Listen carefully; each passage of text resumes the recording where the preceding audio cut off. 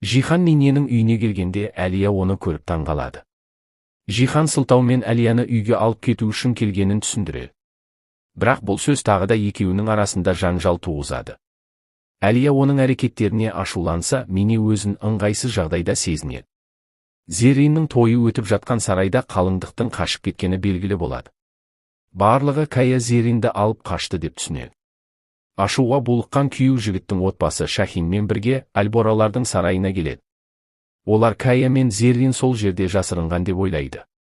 Алайда Жихан олардың сарайда жоқ екенін және қайда кеткендерін білмейтінін айтады. Сонда күйеу жігіттің әкесі Жиханға Каяны тапсам, атып өлтіремін деп қоқан-лоқы көрсетеді. Жихан да оған қарап қалмайтынын қатаң ескертеді. Кейін Нәре Жиханға Мине екеуінің бұрынғы қарым-қатынасы туралы шындықты Әлияға айтуды сұрайды. Бірақ Жихан бұған дайын емес екенін айтып, бас тартады. Ал Әлия болса Жиханға Кая мен Зерринге көмектесуді өтінеді. Және олардың бірге болуға құқығы бар екенін айтады. Бірақ Жихан қарсы болады. Себебі Каяның өміріне қауіп төніп тұрғанын жақсы түсінеді, және жағдайдың одан әрі ушығып кетуінен қорқады. Зеррин ашуланып Каядан қашпақ болып аяғын қайырып алады. Кая Зерринді тоқтатып сезімін білдіреді. Ақырында Кая мен Зеррин төсектес болып үлгереді. Келесі күні таңертең Шахин мен Демир ру ақсақалдарының арасында Жиханға қарсы пікір қалыптастыра бастайды. Олар Жиханның беделін түсіріп, билігін әлсіретуді көздейді. Осы тартыстың ортасында Әлия қалып қояды. Жихан Әлияны тартыстың арасынан шығарып, ру ақсақалдарына мән-жайды түсіндіріп сабырға шақырады. Бір күні Демир Әлияның жұмысына келеді. Оның мақсаты Әлияны ашуландыру болатын. Бірақ бәрі керісінше болады.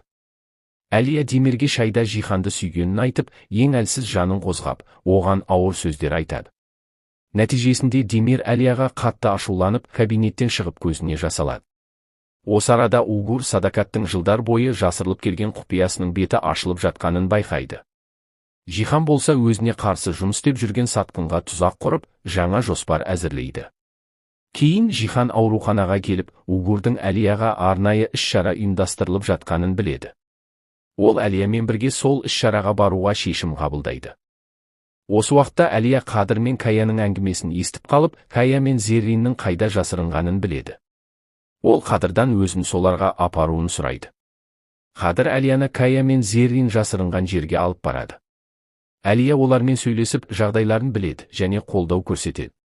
Ал кешке Жихан мен Әлия аурухана ұйымдастырған қайырымдылық кешіне бірге қатысады.